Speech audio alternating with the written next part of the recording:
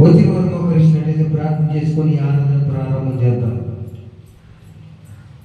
స్తోత్రం స్తోత్రం స్తోత్రం స్తోత్రం స్తోత్రం స్తోత్రం.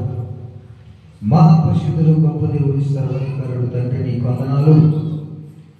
ఆశ్చర్యకారుని దేవా, నమ్మదగిన దేవా, నీకు వందనాలు యేసయ్యా.